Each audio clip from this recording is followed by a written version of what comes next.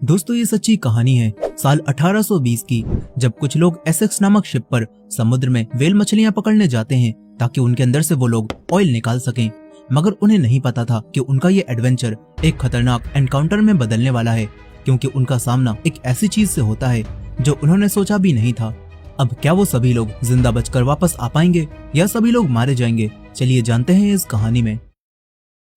तो कहानी की शुरुआत साल 1850 से होती है, जहां पर हम हरमल नाम के एक काफी मशहूर राइटर को देखते हैं जो अपनी किसी नई स्टोरी के लिए काफी दूर से एक आइलैंड में किसी से मिलने के लिए आया होता है। यहाँ पर हरमल ये सोच रहा था कि क्या वो इंसान मेरे ऑफर पर अपनी स्टोरी बताएगा भी या फिर नहीं।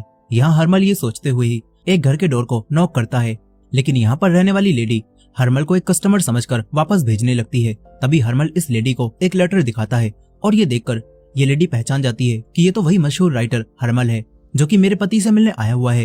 ये देखकर ये लेडी हरमल को तुरंत ही अपने घर के अंदर बुला लेती है और अपने हस्बैंड थॉमस के पास लेकर आती है।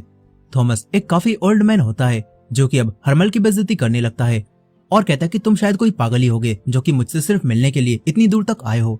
लेकिन हरमल को थॉमस की बातों का बुरा नहीं लगता। यहाँ हरमल थॉमस को कुछ पैसे देता है और थॉमस से उसकी स्टोरी बताने के लिए बोलता है। ये देखकर थॉमस थोड़ा हैरान हो जाता है। थॉमस हरमल से कहता है कि हमारी स्टोरी के बारे में तो पहले ही इंक्वायरी हो चुकी है, तो तुम उससे ही सब कुछ पता लगा लो। पर हरमल थॉमस से कहता है कि वो इंक्वायरी गलत है और मैं आपके मुंह से ही सब कुछ जानना चाहता हूँ, क्योंकि तुम ही वो आखिरी सर्वाइवर हो जो कि समुद्र से वापस आया था, इसीलिए मैं तुमसे ही बात करना चाहता हूँ। यहाँ अब हरमल की ये बातें सुनकर थॉमस को गुस्सा आने लगता है। वो उस बारे में बात नहीं करना चाहता था और इसीलिए वो हरमल को अपने घर से जाने के लिए बोलता है। ये सुनकर अब हरमल भी यहाँ से जाने लगता है। तभी थॉमस की वाइफ हरमल को जाने से रोकती है और कहती है कि उसने कभी भी उस हादसे के बारे में बात नहीं की, लेकिन तुम मुझे थोड़ा टाइम दो, मैं उससे बात करती हूँ। यहाँ पर थॉमस की वाइफ हरमल को जाने से रोककर खुद थॉमस के पास आती है। यहाँ थॉमस की वाइफ थॉमस से उसे हरमल को सब कुछ बता देने के लिए बोलती है, लेकिन थॉमस एसेक्स पर हुए उस हादसे के बारे में बात नहीं करना चाहता था, इसीलिए वो मना करने लगता है। मगर थॉमस की वाइफ उससे कहती है कि अगर तुम हरमल को अपनी स्टोरी बताओगे तो हमें उससे काफी पैसे मिल सकते हैं और इससे हमारे हालात भी ठीक हो जाएंगे। तुमने कभी सोचा है कि हमारा खर्चा कैसे चलता है? तुम तो बस दिन भर ड्रिंक करते रहते हो। ये सब सुनने के बाद अब थॉमस स्टोरी बताने के लिए राजी हो जाता है। यहाँ थॉमस हरमल से कहता है कि मैं सिर्फ उतनी ही स्टोरी बताऊंगा जितना मेरा मन होगा, और हरमल भी इस बात पर राजी हो जाता है। अब इसके बाद थॉमस अपनी स्टोरी बताना शुरू करता है और कहता है कि एसेक्स की कहानी दो लोगों से जुड़ी है, कैप्टन पोलार्ड और उनका फर्स्ट मैन ओवन चेज। यहाँ अब कहानी पास्ट में जाती है जहाँ पर हम चेज को देखते हैं जो कि एक किसान का बेटा है। चेज एक ऐसी कंपनी के लिए काम करता है जो कि वेल मछलियों को पकड़कर उनसे ऑयल निकालती हैं और वो ऑयल काफी महंगा बिकता है। साथ ही यहाँ पर चेज की वाइफ भी होती है जो कि प्रेग्नेंट है और चेज अपनी वाइफ के साथ काफी खुश होता है। अब चेज अपनी कंपनी में आता है जहाँ पर हम देखते हैं कि लोगों ने इस बात पर भी बेट लगा रखी थी कि आखिर कौन सी शिप समुद्र में जाकर सबसे ज्यादा वेल मछलियां पकड़ेगी, और इस सब से पता चलता है कि ये सभी लोग सिर्फ ऑयल पाने के लिए ही नहीं बल्कि मजे के लिए भी वेल्स को पकड़कर मारते हैं। अब इसके बाद चेज अपनी कंपनी के हेड से मिलता है जो कि चेज को बताते हैं कि हम समुद्र में बहुत कीमती शिप एसेक्स को भेजने वाले हैं और हम चाहते हैं कि तुम उस शिप के कैप्टन के फर्स्ट मेट बनो। ये बात सुनकर चेज को काफी गुस्सा आता है। वो इनसे कहता है कि पिछली बार तो आपने मुझसे कहा था कि जब मेरी शिप अगली बार समुद्र में जाएगी तो तब मैं ही उसका कैप्टन बनूंगा, तो अब आप ऐसा कैसे कर सकते हो? इस पर हेड चेज को बताता है कि इस कंपनी का ओनर का बेटा पोलार्ड ही इस बार कैप्टन बना है, इसीलिए हम तुम्हें अभी कैप्टन नहीं बना सकते, लेकिन अगली बार हम तुम्हें पक्का कैप्टन बना देंगे। यहीं पोलार्ड भी बाहर बैठकर ये सब कुछ सुन रहा था। अब यहाँ पर चेज को अपने कैप्टन ना बनने की वजह से काफी गुस्सा आता है और वो यहाँ से जाने लगता है। तभी ये हेड चेज की सैलरी बढ़ाने के लिए बोलने लगते हैं और उसे ज्यादा पैसे देने की बात करते हैं। यहाँ अब पैसों के चक्कर में चेज शिप पर जाने के लिए मान जाता है। साथ ही यहाँ पर चेज इन सभी हेड से कहता है कि मुझे एक फॉर्म पर भी लिख कर दो कि अगली बार तुम मुझे ही कैप्टन बनाओगे। अब ये सब करने के बाद चेज अपने घर आ जाता है और अपना सामान पैक करने लगता है। यहाँ चेज की वाइफ उसके जाने से बिल्कुल भी खुश नहीं थी और चेज की वाइफ उससे सही सलामत वापस लौटने के लिए कहती है और उससे प्रॉमिस करवा लेती है। चेज की वाइफ उसे एक लॉकेट भी देती है ताकि चेज को अपनी वाइफ से किया हुआ प्रॉमिस हमेशा याद रहे। दूसरी तरफ हम पोलार्ड को भी देखते हैं जिसके हेड उसे सफर पर जाने के लिए अलविदा बोलते हैं और अपने परिवार का नाम रोशन करने के लिए कहते हैं। इसके बाद चेज और बाकी सभी लोग शिप पर जाने लगते हैं। यहाँ शहर के बाकी सभी लोग भी इन्हें अलविदा करने आए होते हैं और यहाँ चेज के जाने से उसकी वाइफ काफी उदास थी। अब इसके बाद चेज शिप पर आ जाता है और तभी हम शिप पर मौजूद थॉमस को देखते हैं जो कि अभी काफी यंग है और थॉमस पहली बार वेल्स के शिकार पर जा रहा था। ये वही थॉमस है जो कि प्रेजेंट टाइम में कहानी सुना रहा है। अब यहाँ पर थॉमस शिप के सेकंड मेट जोए को देखता है और उसके गले में पड़े हुए वेलफिश के दांत को देखकर कहता है कि एक दिन मेरे पास भी ऐसे ही कई सारे दांत होंगे। यहीं अब चेज भी जॉय से मिलता है और हमें पता चलता है कि जॉय और चेज दोनों काफी अच्छे दोस्त हैं। यहाँ पर जॉय चेज से कैप्टन से भी मिलने के लिए बोलता है और इसके बाद चेज कैप्टन पोलार्ड से मिलता है। यहाँ पर ये दोनों एक दूसरे के खिलाफ अपनी नफरतों को छुपाते हुए एक दूसरे से बातें करते हैं और पोलार्ड चेज से कहता है कि कंपनी ने मुझे ही पहला कैप्टन चुना है। चेज भी पोलार्ड से कहता है कि ये सब तो बस तुम्हारे ऑनर होने की वजह से हुआ है। इतना बोलकर ये दोनों अपना अपना काम करने लगते हैं और शिप को तेजी से चलाने के लिए पाल को खोलने लगते हैं। लेकिन अब तभी एक पाल की रस्सी आपस में अटक जाती है और इस वजह से पाल नहीं खुलता और शिप आगे नहीं बढ़ पाती। ये देखकर अब चेज एक कैप्टन की तरह ही बिना डरे ऊपर चढ़ता है और पाल की रस्सी को काट देता है और ये देखकर पोलार्ड के साथ साथ शिप पर मौजूद सभी लोग हैरान रह जाते हैं। इसके बाद रात के समय चेज, जॉय और पोलार्ड एक साथ बैठकर डिनर कर रहे होते हैं। तभी पोलार्ड चेज को बार बार किसान का बेटा बोलकर नीचा दिखाने की कोशिश करने लगता है और इस पर चेज पोलार्ड को बिना जवाब दिए ही यहाँ से उठकर चला जाता है। ये सब देखकर जॉय को बिल्कुल भी अच्छा नहीं लगता। वो पोलार्ड को ऐसा करने से मना करता है। वहीं दूसरी तरफ हम थॉमस को भी देखते हैं जो कि शिप के बाकी स्टाफ के साथ बैठकर डिनर कर रहा था, लेकिन ये खाना थॉमस को बिल्कुल भी अच्छा नहीं लगता। और अब तभी चेज इनके पास आता है और कुछ लोगों के नाम बोलकर उन्हें कल सुबह जल्दी उठकर रेडी रहने के लिए कहता है। तभी पोलार्ड का कजन हेनरी चेज के साथ चलने के लिए कहने लगता है। इस पर चेज हेनरी की बेइज्जती करते हुए कहता है कि व्हेल मछली का शिकार करना बच्चों का खेल नहीं है। तभी चेज की नजर थॉमस पर जाती है जिसकी खाना खाने की वजह से तबीयत खराब होने लगी थी और ये देखकर चेज थॉमस को अपने पास बुलाता है और थॉमस को पकड़कर शिप से नीचे लटका देता है क्योंकि चेज को लग रहा था कि थॉमस की तबीयत डरने की वजह से खराब हो रही है। लेकिन अब शिप पर वापस आते ही थॉमस चेज के ऊपर ही वोमिट कर देता है, मगर चेज को इस बात का बुरा नहीं लगता। यहाँ वो थॉमस से उसके परिवार के बारे में पूछता है और इस पर थॉमस चेज को बताता है कि उसके मॉम और डैड दोनों ही नहीं हैं। इसके बाद अगले दिन पोलार्ड चेज को शिप के सभी क्रू मेंबर्स के साथ हंसता बोलता देखता है और ये देखकर पोलार्ड को अच्छा नहीं लगता। पोलार्ड चेज को बुलाता है और कैप्टन की तरह उसे ऑर्डर देता है और उसे शिप के पाल को खोल देने के लिए कहता है। इस पर चेज को अब ना चाहते हुए भी पोलार्ड का ऑर्डर मानना पड़ता है, पर शिप के पाल खुलते ही शिप स्पीड से आगे बढ़ने लगती है और तभी चेज की नजर समुद्र में आते हुए एक तूफान पर जाती है, जो देखकर चेज पोलार्ड को तूफान के बारे में अलर्ट करता है और उसे शिप को मोड़ देने के लिए बोलता है ताकि ये लोग तूफान में ना फंसें। लेकिन यहाँ पर पोलार्ड अपने कैप्टन होने के घमंड में चेज की बात नहीं मानता और शिप को मोड़ने से मना कर देता है। फिर ये बड़ा सा तूफान इनकी तरफ आने लगता है और यहाँ ये शिप तूफान में आ जाती है, जिस वजह से समुद्र की बड़ी बड़ी लहरें शिप से टकराने लगती हैं और शिप पर काफी ज्यादा नुकसान भी होता है। लेकिन यहाँ पर चेज और जॉय मिलकर किसी तरह से पालों को काट देते हैं और इससे शिप समुद्र की लहरों पर सरवाइव कर पाती है और ये सभी लोग किसी तरह से तूफान से बाहर आ जाते हैं। लेकिन फिर इसके बाद पोलार्ड चेज को अपने पास बुलाता है और उससे कहता है कि अब हमारी शिप का काफी नुकसान हो चुका है, इसीलिए हम लोगों को बिना व्हेल मछली का शिकार करे ही वापस आइलैंड पर जाना होगा और तुम सभी क्रू मेंबर्स के सामने मुझसे सॉरी बोलना और उनसे कहना कि ये सब कुछ तुम्हारे ही गलत फैसले की वजह से हुआ है। ये बात सुनकर चेज को काफी गुस्सा आता है। वो पोलार्ड को समझाता भी है और कहता है कि हम इस तरह बिना शिकार करे और बिना ऑयल को इकट्ठा करे आइलैंड पर वापस नहीं जा सकते, क्योंकि आइलैंड पर सभी लोग इस उम्मीद में हमारा इंतजार कर रहे होंगे कि हम ऑयल लेकर ही वहाँ पर आएंगे और बिना ऑयल के आइलैंड पर जाना पॉसिबल नहीं है। यहाँ चेज की ये बात पोलार्ड मान लेता है और पोलार्ड शिप को वापस नहीं मोड़ता। फिर इसके बाद इन्हें समुद्र में आए हुए 3 महीने बीत जाते हैं। तभी इन सभी को समुद्र में काफी सारी डॉल्फिन्स दिखती हैं और इन्हीं में एक व्हेल भी होती है। ये देखकर सभी लोग अपनी अपनी बोट में उतरकर व्हेल का शिकार करने चले जाते हैं। यहाँ चेज एक रस्सी को अपने भाले में बांधता है और व्हेल के मारता है और जैसे ही भाला व्हेल के लगता है तो वो व्हेल इनकी बोट को भी अपने साथ खींचने लगती है और ये सब देखकर थॉमस को काफी मजा आ रहा था। थॉमस अपने पहले व्हेल के शिकार को एंजॉय कर रहा होता है, लेकिन अब तभी वो व्हेल पानी के अंदर जाने लगती है और ये देखकर चेज अपनी रस्सी को लंबा करता है और साथ ही वो अपने साथी जॉय से भी उसकी रस्सी को लेकर उसी में अटैच कर देता है। लेकिन वो व्हेल रुकने का नाम ही नहीं लेती और समुद्र के नीचे चलती ही चली जाती है। ये देखकर जॉय और बाकी सभी लोग चेज से रस्सी को काट देने के लिए बोलते हैं ताकि इनकी बोट पानी में ना डूब जाए, लेकिन चेज अभी सभी को ऐसा करने से मना करता है और थोड़ा वेट करने के लिए बोलता है। इसके बाद वो व्हेल मछली भाला लगने की वजह से खुद ही मर जाती है और ये सभी लोग पानी में डूबने से भी बच जाते हैं। अब इसके बाद ये सभी लोग उस व्हेल मछली को पकड़कर अपनी शिप पर ले आते हैं और फिश को काटकर उसके अंदर से ऑयल निकालने का काम शुरू कर देते हैं। यहाँ पर कुछ लोग ज्यादा बड़ा होने की वजह से व्हेल के अंदर नहीं जा पाते और उन्हें ऑयल निकालने में दिक्कत आने लगती है। ये देखकर चेज इनसे किसी छोटे को व्हेल के अंदर भेजने के लिए बोलता है और तभी चेज की नजर थॉमस पर जाती है और चेज थॉमस को व्हेल के अंदर जाने का ऑर्डर देता है। यहाँ थॉमस भी चेज की बात को नहीं काट पाता और ना चाहते हुए भी वो व्हेल के अंदर चला जाता है। ये काम करने में थॉमस को काफी अजीब लगता है। प्रेजेंट टाइम में थॉमस हरमन को बताता है कि व्हेल के अंदर जाना मेरे लिए जिंदगी का एक सबक था। साथ ही यहाँ पर थॉमस हरमन को अपने बनाए हुए वही सारे मैप भी दिखाता है जिन जगहों पर वो सफर के दौरान गया था। अब इसके बाद कहानी वापस पास्ट में जाती है, जहाँ अब चेज और बाकी सभी लोगों को शिकार किए हुए काफी दिन बीत चुके थे और इनके पास अब खाने पीने का सामान भी खत्म होने लगता है। साथ ही इन्हें आसपास कोई आइलैंड भी दिखाई नहीं देता, जिससे चेज और शिप के बाकी सभी लोग परेशान हो जाते हैं। लेकिन तभी इन सभी लोगों को एक आइलैंड दिखाई देता है और सभी लोग जान बचाने के लिए उस आइलैंड पर आ जाते हैं। यहाँ पर ये लोग ऑयल के बदले में कुछ खाने की डील भी करते हैं और इसी आइलैंड पर इन्हें एक स्पेनिश शिप का कैप्टन भी दिखाई देता है, जो कि यहाँ आकर अटक चुका था। फिर पोलार्ड, जॉय और चेज भी इस कैप्टन से मिलते हैं और इससे यहाँ पर अटकने की वजह पूछते हैं। इस पर ये स्पेनिश कैप्टन इन्हें बताता है कि मेरा सामना सैकड़ों व्हेल से हुआ था और उनके हमले में ही मैंने अपना एक हाथ और अपने कुछ साथियों को खो दिया। यहाँ जॉय को कैप्टन की इन बातों पर विश्वास नहीं होता और जॉय उसकी बातों का मजाक बनाने लगता है। ये सुनकर ये कैप्टन यहाँ से चला जाता है। लेकिन अब पोल्ड जॉय और चेज से कहता है कि इस बार हमें उन्हीं सैकड़ों व्हेल्स के पास जाना चाहिए जिनके बारे में कैप्टन बात कर रहा था, और हम उन्हें पकड़कर उनसे ऑयल निकालकर वापस घर जा सकते हैं।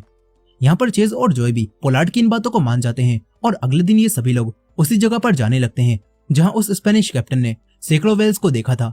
मगर यहाँ पर पोलार्ड का कजन हेनरी पोलार्ड से वहां जाने से मना करने लगता है। लेकिन पोलार्ड हेनरी से कहता है कि अगर तुम नहीं जाना चाहते तो तुम वापस जा सकते हो, लेकिन मैं तो व्हेल्स को पकड़कर अपने परिवार का नाम रोशन जरूर करूंगा। अब इसके बाद इन सभी लोगों को समुद्र में चलते हुए 14 महीने बीत जाते हैं और फिर एक दिन अचानक से चेज को अपने आसपास किसी बड़ी व्हेल के होने का एहसास होता है और तभी इन्हें यहाँ पर व्हेल्स का एक झुंड दिखता है, जो देखकर सभी लोग जोश में आ जाते हैं और व्हेल्स का शिकार करने जाने लगते हैं। यहाँ ये सभी लोग एक एक करके व्हेल्स को पकड़ने की कोशिश करने लगते हैं। लेकिन अब तभी एक बड़ी सी व्हेल चेज की बोट को टक्कर मारती है, जिससे चेज, थॉमस और बाकी सभी लोग पानी में गिर जाते हैं। तभी इन्हें यहाँ पर वो व्हेल भी दिखाई देती है, जो कि बाकी सभी व्हेल से काफी बड़ी थी। यहाँ पर ये सभी लोग पानी में गिरी हुई बोट को सीधा करके फिर से उसके ऊपर आ जाते हैं और चेज अपनी टीम को लेकर वापस शिप पर आता है और फिर अपनी बोट को ठीक करने लगता है। दूसरी तरफ पोलार्ड की टीम भी व्हेल को पकड़ रही थी और ये लोग व्हेल के अंदर अपना भाला घुसा देते हैं। वहीं चेज जोर जोर से अपनी बोट पर हथौड़े मारने लगता है और उसकी आवाज एक व्हेल तक जाती है और वो बड़ी सी व्हेल अब इनकी शिप पर ही हमला कर देती है और उसकी एक टक्कर से ही इस शिप में काफी बड़ा छेद हो जाता है और शिप के अंदर पानी आने लगता है। यहाँ व्हेल को लगातार हमला करते हुए देखकर चेज अपने सभी लोगों से व्हेल से फाइट करने के लिए बोलता है और व्हेल पर हमला करने की तैयारी करने लगता है। यहाँ अब जैसे ही व्हेल इनके पास आती है तो वैसे ही चेज व्हेल की आंख के पास एक भाला घुसा देता है। लेकिन अब व्हेल भाले से बंधी रस्सी को लेकर दूर जाने लगती है, जिससे अब शिप पर भी बुरी तरह से तोड़फोड़ मचने लगती है और थॉमस भी पानी में गिर जाता है।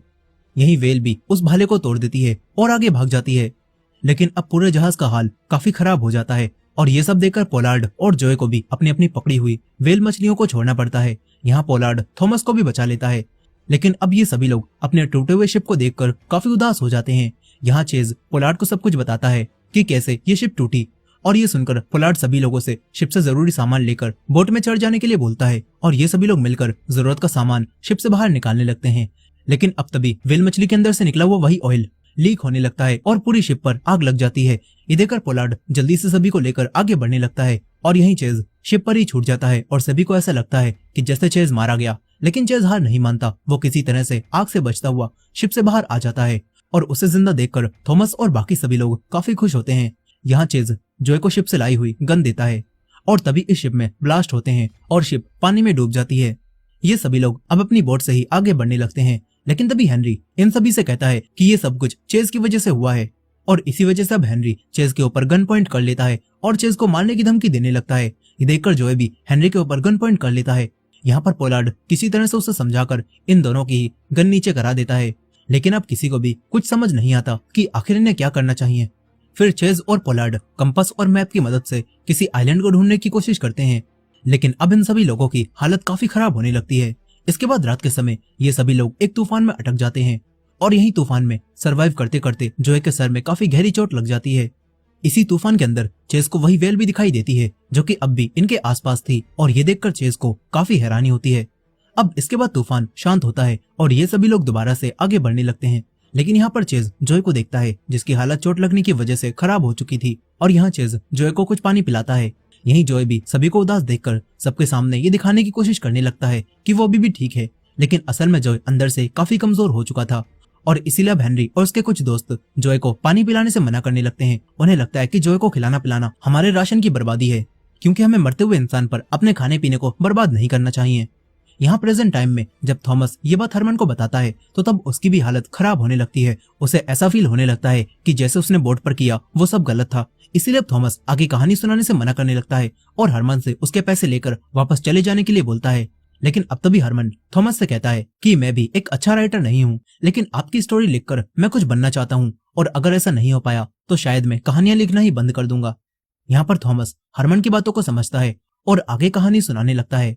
इसके बाद कहानी फिर से पास्ट में जाती है, जहाँ पर इन सभी लोगों को बोट पर अटके हुए 34 दिन बीत चुके थे। यहाँ पर ये सभी लोग थोड़ा थोड़ा खाना खाकर अभी भी सरवाइव कर रहे होते हैं, और अब तभी इन सभी लोगों को एक आइलैंड दिखाई देता है और ये सभी लोग जल्दी जल्दी आइलैंड की तरफ जाने लगते हैं। लेकिन तभी चेस को पानी के अंदर कुछ हलचल दिखाई देती है और चेस सभी को बोट रोककर अपने हथियार तैयार करने के लिए कहता है, और फिर दोबारा से वही बड़ी सी व्हेल मछली इन लोगों पर हमला कर देती है और इन सभी लोगों को पानी में गिरा देती है, जिसमें काफी सारे लोगों की डेथ भी हो जाती है। लेकिन ये सभी लोग किसी तरह से व्हेल मछली से बचकर आइलैंड पर आ जाते हैं, और इस समय चेस का वो लॉकेट भी खो जाता है जो कि उसकी वाइफ ने उसे दिया था।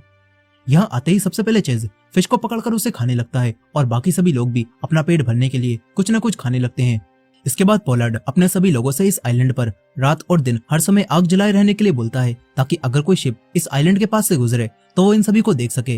यहीं अब चेज इस आइलैंड पर खाना ढूंढने के लिए आगे जाता है, और तभी यहाँ पर उसे एक गुफा दिखाई देती है, जिसके अंदर खाना तो नहीं था, लेकिन यहाँ पर उसे काफी सारे इंसानों के कंकाल दिखते हैं, जिन्हें देखकर चेज समझ जाता है कि काफी सारे लोग यहाँ पहले भी फंसकर मर चुके हैं और उनकी मदद के लिए कोई भी शिप नहीं आई। चेज अपने बाकी लोगों को भी ये सब दिखाता है और बताता है कि इन लोगों ने भी यहाँ काफी समय तक शिप का इंतजार किया होगा, और इसी वजह से ये लोग यहाँ पर मारे गए, और हमें भी बचाने के लिए कोई शिप यहाँ पर नहीं आने वाली, इसलिए हमें आगे बढ़ना चाहिए। ये सब जानने के बाद अब कैप्टन पोलार्ड भी व्हेल मछली को मारने के लिए अपना हथियार तैयार करने लगता है, और यहाँ चेज और पोलार्ड फिर से आगे बढ़ने का फैसला करते हैं। इसके बाद अगले दिन ये सभी लोग अपनी टूटी हुई बोट को रिपेयर करते हैं। यहाँ पोलार्ड के दो साथी आइलैंड के बाहर जाने से मना करने लगते हैं, क्योंकि उन्हें ऐसा लगता है कि कोई ना कोई इनकी मदद के लिए आ ही जाएगा। और यहीं जॉय की हालत भी काफी खराब होती है, वो भी चेज से इस आइलैंड से जाने से मना करने लगता है, और ये देखकर चेज काफी इमोशनल हो जाता है, और ना चाहते हुए भी चेज को अपने दोस्त जॉय को बाय बोलना पड़ता है। लेकिन चेज जॉय से प्रॉमिस करता है कि अगर वो जिंदा बच गया तो वो उसे वापस लेने जरूर आएगा, और फिर ये सभी लोग इस आइलैंड से भी आगे बढ़ जाते हैं। अब इसके बाद इन्हें समुद्र में भटके हुए 48 दिन बीत जाते हैं। तभी पोलार्ड और चेज की बोट भी एक दूसरे से बिछड़ जाती हैं। यहाँ पर चेज और थॉमस को अपनी बोट पर अपना एक साथी मरा हुआ दिखाई देता है, जो कि भूख और प्यास से मर गया था, और अब एक आदमी उसकी बॉडी को समुद्र में फेंकने के लिए बोलने लगता है, लेकिन चेज उसे ऐसा करने से मना करता है, और चेज सभी लोगों को उस मरे हुए आदमी की बॉडी को खाकर ही अपना पेट भरने के लिए बोलता है। और ये सुनकर थॉमस को रोना आने लगता है, लेकिन अब इनके पास जिंदा रहने के लिए कोई और ऑप्शन नहीं था, इसीलिए इन्हें ये काम भी करना पड़ता है। यहाँ प्रेजेंट टाइम में ये सब बातें बताते हुए थॉमस काफी दुखी हो जाता है। उसे ऐसा लगता है कि अब हरमन उसे जज कर रहा होगा, लेकिन हरमन थॉमस से कहता है कि क्या तुमने अपनी वाइफ को इंसानों की बॉडी खाने वाली बात बताई है। इस पर थॉमस हरमन से कहता है कि अगर मैंने अपनी वाइफ को ये सब बता दिया होता तो वो मुझे कब की छोड़कर चली गई होती।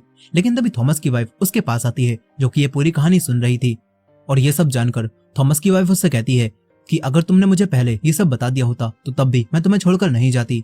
ये सब सुनकर थॉमस अब काफी ज्यादा रोता है, और तभी उसकी वाइफ उसे हौसला देती है और अपनी स्टोरी को पूरा करने के लिए बोलती है। अब इसके बाद कहानी फिर से पास्ट में जाती है, जहाँ पर समुद्र में फंसा रहने की वजह से अब थॉमस की हालत भी खराब होने लगी है। लेकिन चेज उसे हौसला देता है और कहता है कि एक दिन हम घर वापस जरूर जाएंगे, इसीलिए तुम हिम्मत मत हारो। यहाँ पर थॉमस चेज से उसके परिवार के बारे में भी पूछता है, और इस पर चेज थॉमस को बताता है कि मेरी एक वाइफ है और मुझे नहीं पता कि मेरा बेटा हुआ होगा या फिर बेटी। खैर अब इन सभी लोगों को समुद्र में भटकते हुए 71 दिन बीत जाते हैं, और अभी तक इन्हें कोई भी शिप या फिर आइलैंड नहीं मिला होता। यहाँ पर पोलार्ड की बोट पर भी खाना खत्म हो चुका था, और इस वजह से ये सभी लोग एक गेम खेलते हैं, जिसमें जिसके पास सबसे छोटी स्टिक आएगी तो उसे अपनी जान देनी होगी, और बाकी सभी लोग उसे खाकर जिंदा रहेंगे। यहाँ ये सभी लोग एक एक स्टिक को लेते हैं, और पोलार्ड के पास सबसे छोटी स्टिक आती है, जो देखकर हेनरी सभी लोगों से दोबारा गेम करने के लिए बोलता है। लेकिन अब पोलार्ड इन्हें ऐसा करने से मना करने लगता है और हेनरी को गन देकर उसे मार देने के लिए बोलता है।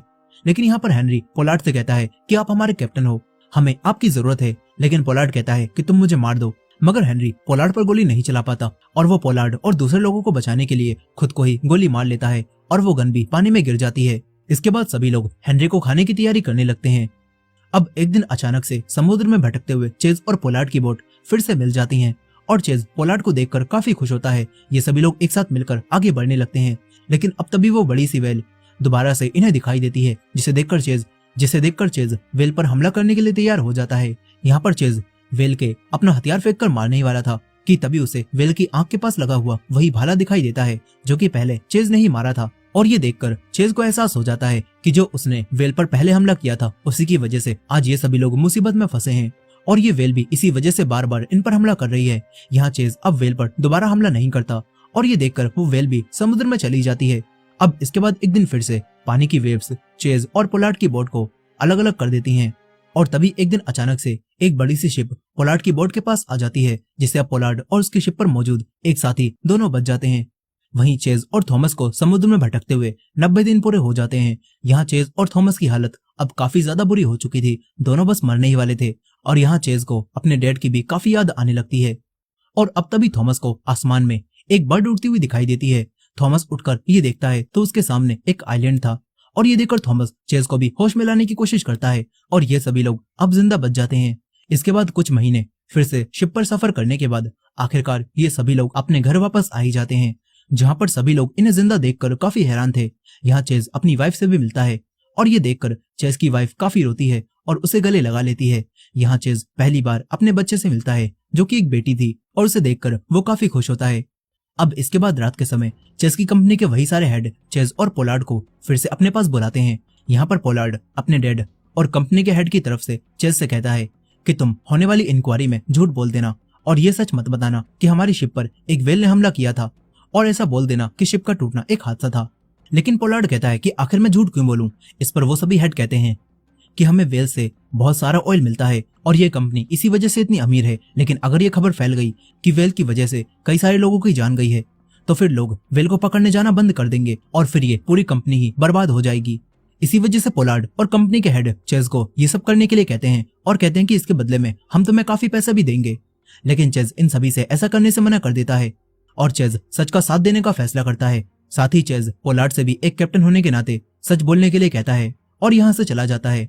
अब तभी थॉमस भी चेज से मिलता है जो कि जिंदा बचकर काफी खुश था। यहाँ पर चेज उसी वेल के दांत वाले लॉकेट को थॉमस को दे देता है जो कि जॉय ने आइलैंड पर रहते समय चेज को दिया था और यहाँ चेज उस लॉकेट को थॉमस को सौंपता है और उसे गुड लक बोलकर यहाँ से चला जाता है। प्रेजेंट टाइम में हम उस लॉकेट को थॉमस के पास आज भी देखते हैं और थॉमस ने उस लॉकेट को काफी ध्यान से रख रखा था। अब इसके बाद पोलार्ड इंक्वायरी में जाता है और यहाँ पर पोलार्ड सभी से झूठ नहीं बोल पाता और सभी को सच बता देता है कि वेल ने हमारी शिप पर हमला किया था और इसी वजह से कई सारे लोग मारे गए। यहाँ पोलार्ड की ये बात सुनकर उसके डैड और कंपनी के सारे हेड काफी हैरान होते हैं, मगर पोलार्ड को सच बताकर काफी अच्छा लगता है। यहाँ पर प्रेजेंट टाइम में थॉमस हरमन को बताता है कि पोलार्ड के सच बताने के बाद भी उन सभी लोगों ने वही लिखा है जो कि कंपनी के सारे हेड चाहते थे। साथ ही यहाँ पर थॉमस हरमन को बताता है कि पोलार्ड फिर से उस वेल मछली को देखने के लिए काफी समय तक समुद्र में रहा था, लेकिन वो वेल मछली उसे फिर से कभी भी नहीं दिखाई दी। और थॉमस हरमन को यह भी बताता है कि चेज अपने वादे का पक्का था, इसीलिए वो शिप लेकर वापस जॉय को बचाने के लिए उसी आइलैंड पर गया। लेकिन वहां पर तब तक जॉय की मौत हो चुकी थी, मगर पोलार्ड के बाकी साथी जो कि वहां पर रह गए थे वो किस्मत से वहां पर जिंदा थे और वो लोग भी बच गए। इसके बाद चेज भी अपने घर को छोड़कर दूसरे आइलैंड पर अपने परिवार के साथ रहने चला गया।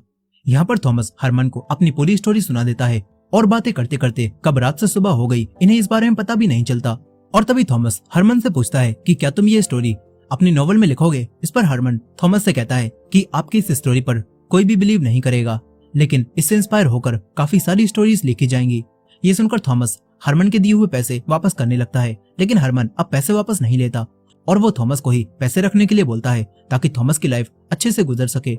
और यहाँ पर थॉमस की वाइफ वो पैसे ले लेती है। अब इसके बाद हरमन थॉमस को बाय बोलकर यहाँ से चला जाता है। फिर इसके 1 साल बाद हरमन थॉमस की इस स्टोरी को एक नॉवल में लिख देता है जिसका नाम मॉबी डिक होता है और ये स्टोरी काफी ज्यादा फेमस होती है और एक नॉवल से ही इंस्पायर होकर ये पूरी मूवी बनाई गई है जो कि इसी सच्ची कहानी पर बेस्ड है। तो दोस्तों ये कहानी आपको कैसी लगी कमेंट करके जरूर बताइएगा और ये वीडियो पसंद आई हो तो वीडियो को लाइक करके हमारे चैनल को भी सब्सक्राइब जरूर कर लीजिएगा। मिलते हैं नेक्स्ट वीडियो में।